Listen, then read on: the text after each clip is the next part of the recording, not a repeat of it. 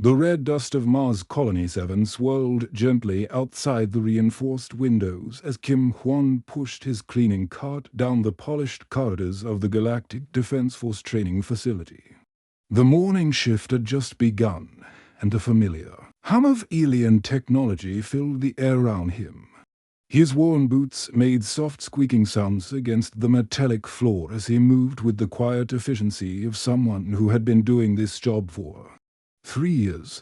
Huan had seen many things in his 78 years of life, but working alongside beings from across the galaxy still amazed him sometimes. Today, a group of Zephyrian cadets was scheduled for advanced sniper training. These tall, blue-skinned warriors with their firearms and enhanced vision were considered among the finest marksmen in the known universe. Their reputation preceded them wherever they went. The training bay doors hissed open as Juan approached with his supplies. Inside, the massive facility stretched out like a small city.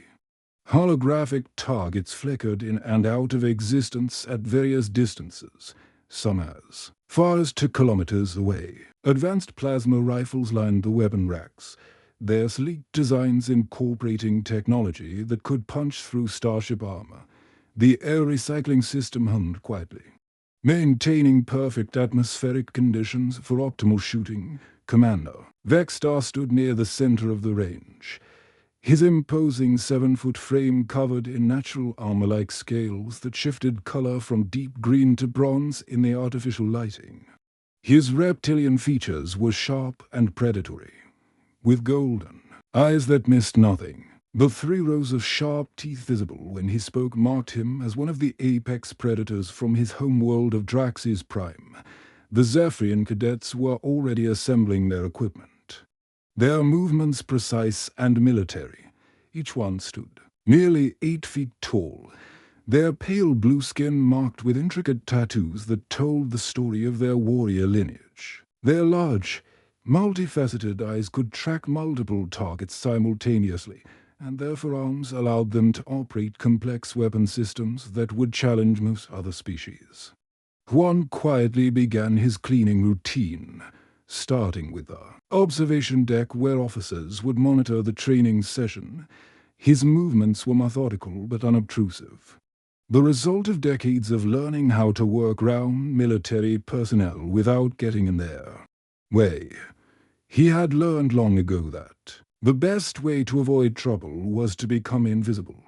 The elderly human's appearance was unremarkable by most standards. His gray hair was thinning on top, and his face was lined with wrinkles that spoke of a long life.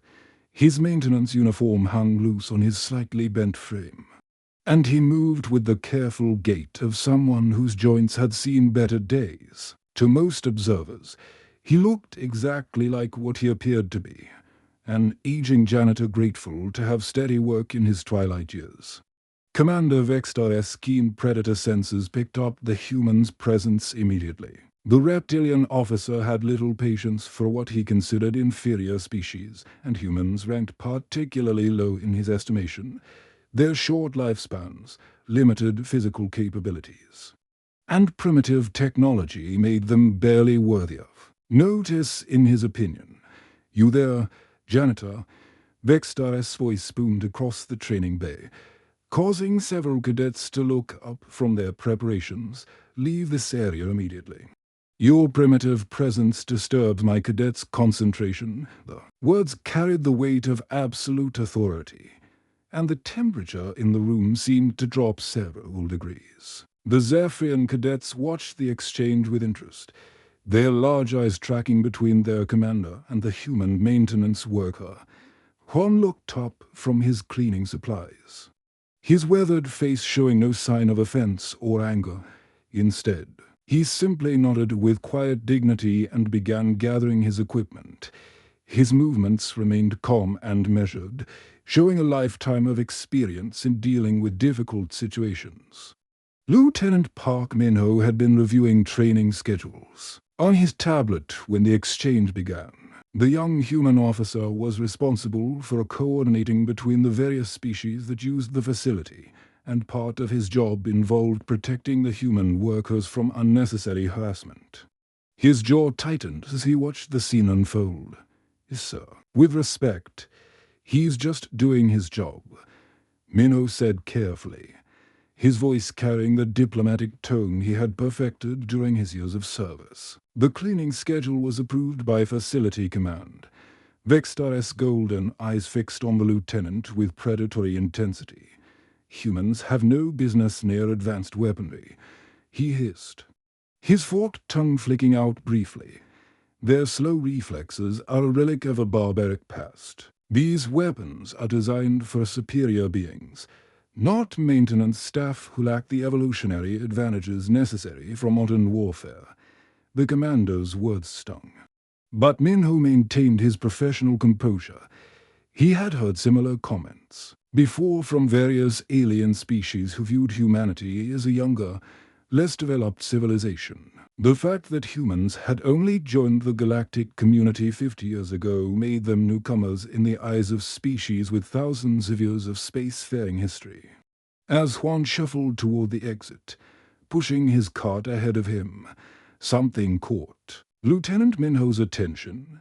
The elderly man's path took him directly past one of the weapon racks, and as he moved by, his weathered fingers briefly traced the edge of a plasma rifle with surprising familiarity. The gesture was subtle, lasting only a fraction of a second. But there was something in the way he touched the weapon that seemed completely at odds with his appearance as a simple maintenance worker. His touch was not the curious exploration of someone unfamiliar with advanced technology. Instead, it carried the confident assessment of someone who understood exactly what he was looking at. Minho frowned thoughtfully, his training as an intelligence officer kicking in. Something about Kim Hwan didn't quite add up, and the lieutenant made a mental note to review the man's personnel file when he had a chance. The plasma rifles hummed with deadly energy as the Zephyrian cadets took their positions along the firing line. Each weapon was a masterpiece of galactic engineering, capable of delivering precise shots across impossible distances. The targeting computers built into each rifle could calculate wind speed, atmospheric density, target movement, and dozens of other variables in milliseconds. These weren't just weapons. They were technological marvels that cost more than most starships. Cadet Zefkai stepped up to the first firing position, his forearms moving with practiced precision as he calibrated his weapon. His pale blue skin seemed to glow under the range's artificial lighting, and the intricate tattoos covering his arms told the story of his family's warrior heritage spanning 12 generations.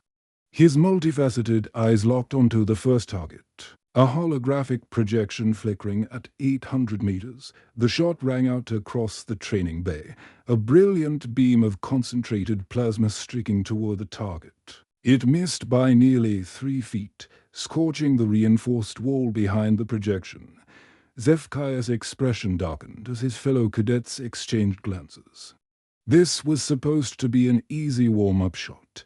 "Recalibrate your scope," barked Instructor Crixlan, a veteran Zephyrian warrior whose own body bore the scars of countless battles. "Remember, the weapon does most of the work for you. Trust the technology." The second cadet, Velderon, stepped forward with confidence. Her targeting computer chirped softly as it locked onto a moving target at 600 meters. The holographic enemy fighter craft weaved through the air in a predictable pattern, exactly the type of shot any competent sniper should handle easily. Her shot went wide by nearly 4 feet, the plasma bolt disappearing harmlessly into the distance. Commander Vextares' scales began shifting from green to an angry red color, a sure sign that his patience was wearing thin. He had brought these cadets here to demonstrate Zephyrian superiority to the human staff, not to embarrass his species in front of what he considered inferior beings. "Focus," he roared, his voice echoing off the metallic walls. "You're making rookie mistakes that would get you killed in real combat." One by one, the cadets continued their attempts, Target after target remained untouched as plasma bolts streaked harmlessly past their intended marks.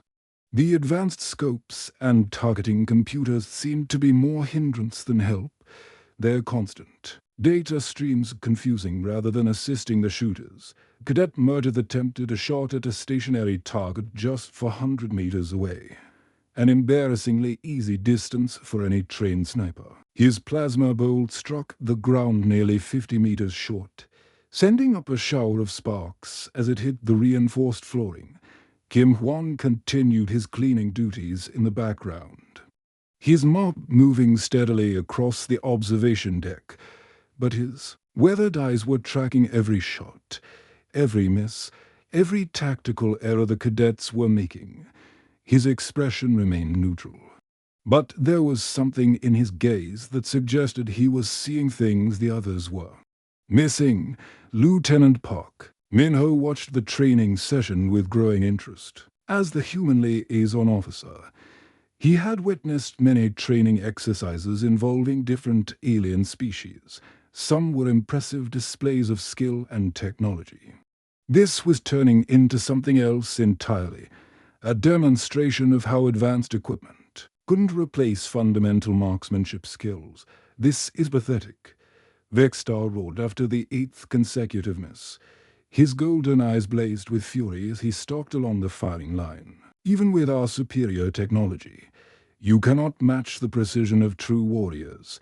These weapons are designed to make average shooters exceptional, yet you perform like untrained hatchlings." The commander's outburst caused several human technicians working nearby to look up from their duties. The contrast was becoming obvious to everyone in the facility. The most advanced weapons in the galaxy were being wielded by supposedly elite warriors who couldn't hit targets that any decent marksman should handle with ease. Minho decided to speak up, his voice cutting through the tension in the air. "Perhaps experience matters more than technology, Commander." The words hung in the air like a challenge. Vextar's head snapped toward the human officer, his reptilian features contorting with barely controlled rage. The suggestion that experience could trump superior Zephyrian genetics and cutting-edge technology was almost insulting. "Are you suggesting," Vextar said slowly, his voice dropping to a dangerous whisper, "that your primitive species could outshoot my elite cadets? That humans, with their inferior reflexes and limited sensory capabilities, could succeed where trained Zephyrian warriors have failed?" The challenge was clear, and every person in the training bay understood the implications. This was no longer just about marksmanship. It was about the perceived hierarchy of species within the Galactic Defense Force.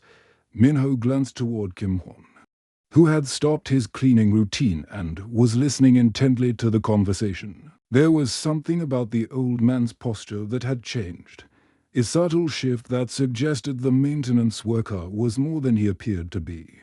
"I'm suggesting that old human might surprise you," Minho replied, nodding toward Hwan.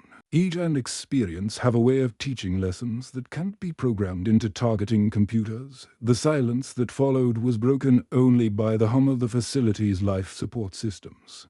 Commander Vextar's laughter started as a low rumble in his throat before exploding into a harsh, barking sound that echoed off the walls. "Very well, human," he said, his voice dripping with condescension. "If your maintenance worker can outshoot Cadet Zefkai, my best marksman, I will formally apologize to your entire species and acknowledge that I was wrong about human capabilities. But when he fails, and he will fail, you will acknowledge humanity's inferiority in front of everyone here and admit that your species has no business training alongside superior beings." The stakes were now higher than anyone had anticipated. This wasn't just about one old man taking a few practice shots. This was about humanity's place in the galactic community and whether experience could triumph over advanced technology and supposedly superior genetics. All eyes turned to Kim Hwan, who had set down his mop and was looking directly at Commander Vexstar for the first time since the confrontation began. "I accept," Juan said simply, his voice carrying a weight that made everyone in the training bay pause and look at him with no attention. The words were spoken quietly, but they seemed to cut through the air like a blade. There was something in his tone that suggested this wasn't the first time he had faced a challenge involving life and death stakes. The elderly maintenance worker set down his cleaning supplies with deliberate care, each movement now carrying a precision that hadn't been there moments before.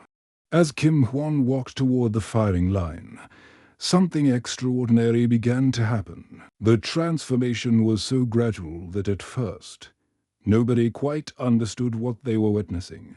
His hunched shoulders slowly straightened, revealing a frame that was still strong despite his advanced years. The shuffling gait that had marked him as an elderly janitor disappeared completely, replaced by something that could only be described as a predator's stalk.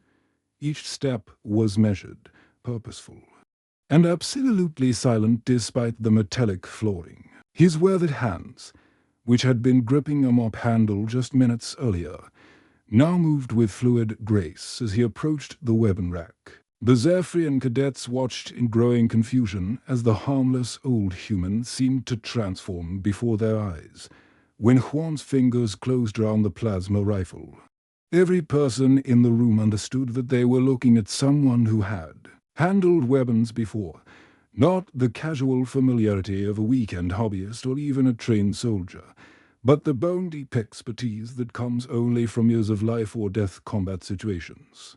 The advanced plasma rifle, designed for alien physiology and sophisticated targeting systems, seemed to mold itself to his grip as if it recognized a master's touch. His aged hands found the perfect balance point instantly, and his stance shifted into a position that military instructors across the galaxy would have recognized as textbook perfect. Behind the main console, the facility's artificial intelligence system had been quietly monitoring the situation through hundreds of sensors embedded throughout the training bay. When Juan stepped up to the firing line, his biometric signature triggered an automatic security scan, standard procedure for anyone handling advanced weaponry. The AI's quantum processors began searching through vast databases of military records, cross-referencing facial recognition patterns, fingerprint analysis, and DNA traces left on the weapon. What it found in the historical archives caused its priority alert systems to activate immediately. Lieutenant Lee Suman sat at the records station.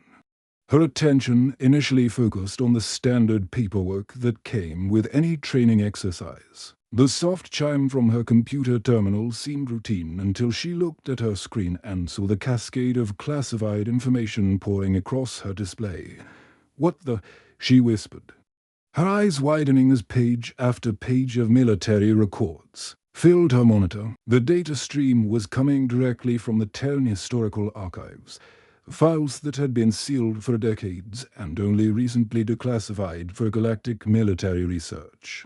Her hands trembled slightly as she scrolled through the information. Birth records from a small Korean village in 1947.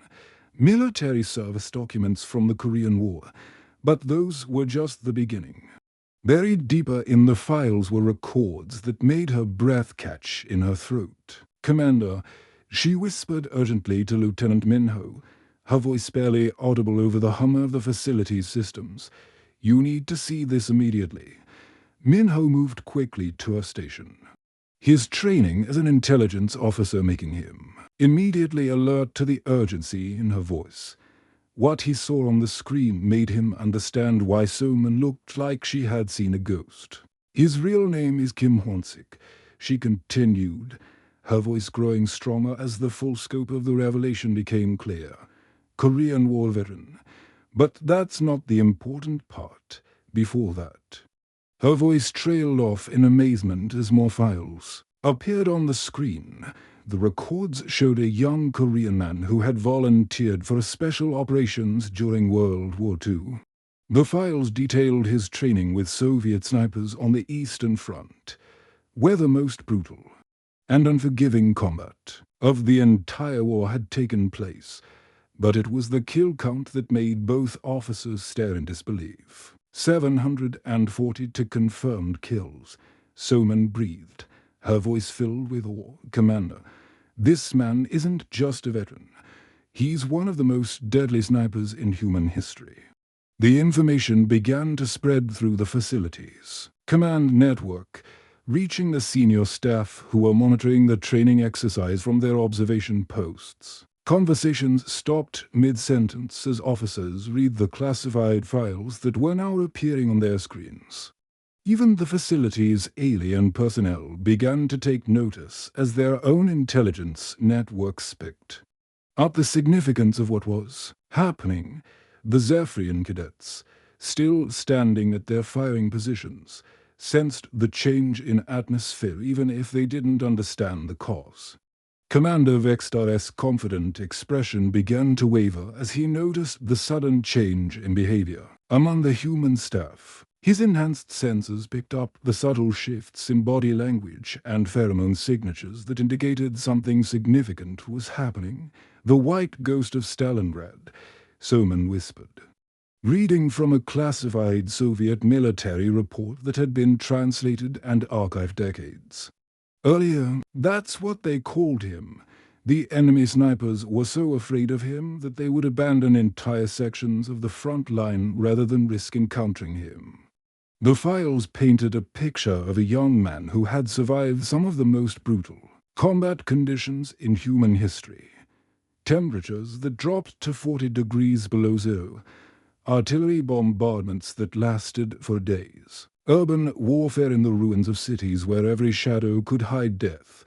But it wasn't just the numbers that made Kim Hwon-sik legendary. The tactical reports described impossible shots made under conditions that would have broken lesser men. Enemy commanders eliminated at distances that pushed the limits of the primitive rifles available at the time. Entire enemy sniper teams neutralized by a single man working alone behind enemy lines. As word spread through the facility, the training bay fell into an eerie silence. The Zephyrian cadets stood frozen at their positions, suddenly understanding that they were in the presence of something far beyond their experience. This wasn't just an elderly human maintenance worker. This was a living legend from an era when warfare was conducted with prim height of weapons and raw human skill. Even Commander Vextar's reptilian features showed uncertainty for the first time since the challenge had begun. His golden eyes fixed on the old human who was now examining the plasma rifle with the calm expertise of someone who had spent a lifetime mastering the art of precision killing.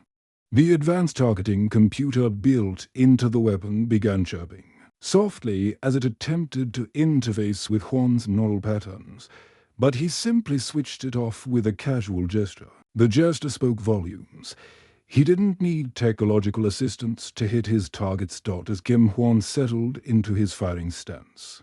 Every person in the training bay understood that they were about to witness something extraordinary. The harmless janitor was gone, replaced by one of the most feared snipers in human military history. Kim Hwon settled into his firing position with a fluid grace that seemed to defy every one of his 70 HE. As the transformation was complete now, gone was any trace of the elderly maintenance worker who had been mopping floors just minutes earlier. In his place stood a master craftsman preparing to demonstrate his art. The plasma rifle, originally designed for the four-armed Zephyrian physiology, seemed to reshape itself in his hands. Where the alien cadets had struggled with the weapon's balance and ergonomics, Hwon found perfect harmony. His weathered fingers found the optimal grip points instinctively, and the rifle's weight distribution became an extension of his own body. He raised the weapon to his shoulder with movements so smooth they looked almost choreographed. His left eye closed as his right aligned with the scope, but instead of immediately acquiring a target, he spent long moments simply breathing. The rhythm was hypnotic, deep, Measured breaths that seemed to slow time itself around him. The first target materialized as a holographic enemy soldier at 800 meters. A distance that had challenged even the best Zephyrian cadets. The projection flickered slightly in the artificial atmosphere, designed to simulate the heat distortion and visual interference common in real combat situations. Juan's breathing pattern changed almost imperceptibly. The deep, measured breaths became shallower, then stopped entirely as he entered the natural respiratory pause that every expert marksman learns to recognize. His finger found the trigger with the gentleness of a lover's touch, the plasma rifle discharged with a brilliant flash of coherent energy.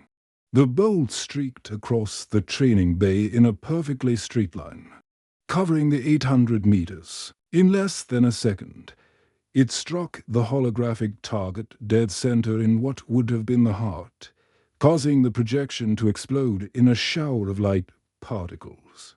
The silence that followed was deafening.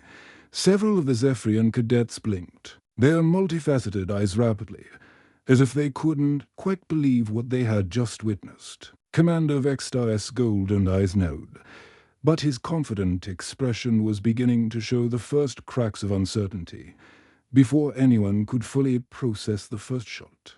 Juan was already acquiring his second target. This one was significantly more challenging, a combat drone moving in an erratic pattern at the maximum range of the facility's targeting system. The drone weaved through the air at nearly 2 kilometers distance, its movements designed to simulate an enemy fighter craft attempting to evade ground-based fire. Juan tracked the drone's movement for perhaps 10 seconds, his rifle following its path with mechanical precision. But instead of simply following the target, he was calculating something far more complex. His mind, sharpened by decades of combat experience, was processing variables that the advanced targeting computers couldn't even detect. The second shot rang out, and the drone exploded in a brilliant fireball that illuminated the far end of the training bay. The moving target had been struck perfectly, despite the fact that Juan had fired at empty space where the drone would be, not where it was at the moment of firing. By the third shot, another perfect hit on a target partially concealed behind simulated battlefield debris. The alien cadets were beginning to exchange glances of disbelief. The fourth shot took out a sniper target that was barely visible even through the advanced scopes, just the suggestion of a helmet behind cover at 1,500 meters. When the fifth shot vaporized another distant target, the Zephyrian cadets were staring in stunned silence, their mouths hung open in expressions that would have been comical under different circumstances. These were supposed to be elite warriors from a species known across the galaxy for their marksmanship abilities. Yet they were watching an elderly human accomplish feats that they couldn't imagine attempting. Wind speed to 0.3 meters per second from the northeast, Juan said calmly, his voice cutting through the silence as he made a minute adjustment to his aim. His tone was conversational, almost casual, as if he were discussing the weather, rather than demonstrating impossible shooting skills. Humidity at 67%, affecting plasma bolt cohesion by approximately 0.03% over long distances. He continued, making another tiny adjustment. The artificial gravity generators are creating a slight downward pull that increases with range. In my day, we called it reading the battlefield. His next shot struck a target so far away that several observers needed to consult their scopes just to confirm it had been hit. The plasma bolt had traveled nearly 2.5 kilometers, a distance that pushed the very limits of the weapon's effective range. Technology helps, one said, settling into position for his seventh shot. But understanding, that comes from surviving when others don't. These computers can calculate wind speed and atmospheric density, but they can't read the subtle signs that tell you when conditions are about to change. His next 3 shots landed in an impossibly tight grouping at 1,000 meters. The bolts struck within centimeters of each other, creating a cluster that would have been impressive even if fired from 10 times closer. The precision was so perfect that the facility's measurement systems had to recalibrate themselves to accurately record the grouping size. Cadet Zephyri's mouth hung open. His earlier confidence completely shattered. The Zephyrian warrior who had been so certain of his species' superiority was now staring at shooting performance that exceeded anything in his military training. His forearms trembled slightly as the full implications of what he was witnessing began to sink. Your weapons are impressive," Juan continued, his voice still carrying that same calm, conversational tone. "The plasma generation system is elegant. The targeting computer is sophisticated, and the recoil compensation is remarkable. But they're only tools. The warrior makes the weapon deadly. Not the other way round." He lowered the rifle slightly, turning to face the assembled cadets and officers. His weathered face showed no pride or arrogance, just the quiet confidence of someone who had spent a lifetime mastering his craft. "I've used bolt-action rifles that were already obsolete when I was young. I've made shots in blizzards where I couldn't see the target until the moment of firing. I've hit enemy snipers who were using scopes while I was relying on iron sights and instinct." His eyes swept across the alien faces staring back at him. "The weapon doesn't make the shot. The mind makes the shot. The weapon just delivers it." The news traveled faster than a hyperspace jump across the galactic communication networks. Within hours of the demonstration, encrypted military channels were buzzing with reports of what had happened at Mars Colony 7. The story was almost too incredible to believe.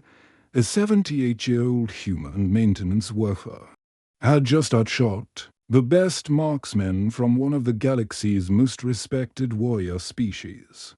Admiral Korax of the Andromedan Fleet was reviewing routine training reports aboard his flagship when the priority message arrived. The massive insectoid commander's compound eyes widened as he read the detailed account of Kim Hwan's performance.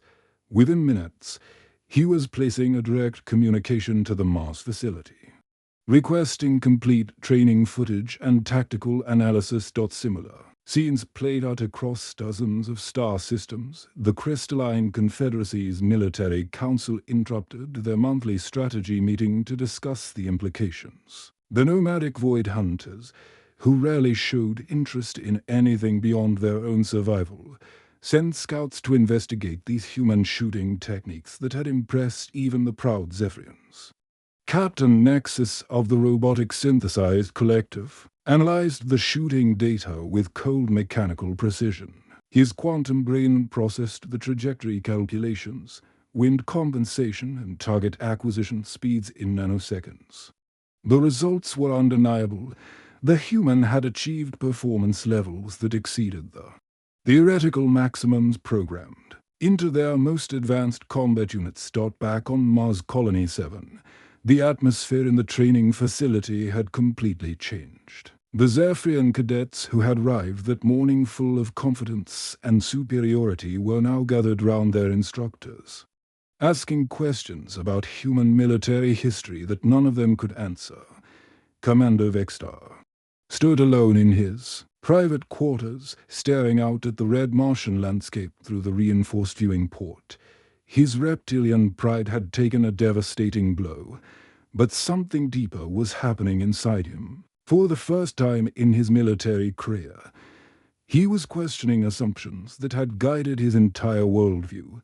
The formal apology came 6 hours later, broadcast across every Galactic Defense Force channel in the known galaxy. Vextar's image appeared on screens from the core worlds to the frontier colonies, his golden eyes reflecting a humility that few had ever seen from the proud reptilian species. "I have learned today that wisdom and experience transcend technology," he announced, his voice carrying across star systems. "This human warrior has shown us that true skill cannot be programmed or manufactured. It must be earned through dedication, sacrifice, and the kind of experience that comes only from facing death and surviving. The broadcast continued for nearly 10 minutes as Vextar detailed what he had witnessed. He spoke of shots that defied the laws of physics, of instinctive understanding that surpassed the most sophisticated targeting computers, and of a quiet dignity that put his own arrogance to shame. Within days, the requests began pouring in. The Galactic Defense Forces Central Command was flooded with applications for training programs, research partnerships, and tactical consultations. Military academies that had never shown interest in human instructors were suddenly offering lucrative contracts for access to Earth's combat veterans. The Titan Defense Corporation, manufacturers of the galaxy's most advanced weapon systems, dispatched a team of engineers to study how Kim Hwan had achieved such precision with equipment designed for alien physiology. They wanted to understand the biomechanical principles that allowed humans to adapt so effectively to unfamiliar technology. General Park Ji-hoon, the highest-ranking human officer in the Galactic Defense Force, received a priority communication from the Supreme Command Council. The offer was unprecedented. Humanity would be invited to establish a permanent military training facility, with full funding and support from the galactic community. But when the official delegation arrived at Mars Colony 7 to make their formal offer to Kim Hwan, they found him exactly where they expected, in the maintenance storage room, organizing cleaning supplies for the next day's work. Mr. Kim, General Park began formally. The Galactic Defense Force would like to offer you the position of Chief Marksmanship Instructor, with full honors and a salary that would make you one of the wealthiest humans in the galaxy. Hwan looked up from his inventory sheets, his weathered face showing mild surprise at the attention. The storage room was cramped and poorly lit, hardly the setting for such a momentous offer. But he listened politely as the general outlined the terms of the proposal. The position would come with a fully equipped training facility, his staff of assistant instructors, and access to the most advanced weapons technology in the known galaxy. He would have the authority to design curriculum for military academies across dozens of star systems. His techniques would be studied and analyzed by the greatest military minds of the age. I appreciate the offer, Hwan said with a gentle smile that reminded everyone present of their grandfathers. But I'm just a maintenance worker. I've got floors to mop and equipment to clean. This facility runs because people like me keep it running. The delegation exchanged glances of confusion. They had expected negotiation, perhaps some discussion of terms or conditions. They hadn't expected a simple refusal. But, sir, General Park continued, think of what you could teach the next generation of warriors. Your knowledge could save thousands of lives in future conflicts. Hwan nodded thoughtfully, then gestured toward the door leading back to the training facility. If any of you youngsters want to learn, I'll be round during my lunch breaks, after my shift ends, weekends when the facility is quiet. Knowledge isn't something you hoard, it's something you share. From that day forward, the most unusual training sessions in galactic military history began taking place in the corners and quiet spaces of Mars Colony 7. Alien cadets would seek out the elderly human with the mop and bucket, sitting on storage crates and maintenance platforms while he shared lessons learned in the frozen ruins of Earth's ancient wars. Young Zephyrian warriors learned to feel wind patterns through their skin rather than relying on atmospheric sensors. Andromedan soldiers discovered how to use their natural patience as a weapon more deadly than any plasma rifle. Even the robotic units of the synthesized collective began incorporating human intuition algorithms into their combat programming. The stories spread throughout the galaxy like ripples in a cosmic pond. On distant worlds where humans had never set foot, alien children would hear tales of the white ghost of Stalingrad, The maintenance worker who reminded the galaxy that some things never become obsolete, courage, skill, and the indomitable human spirit.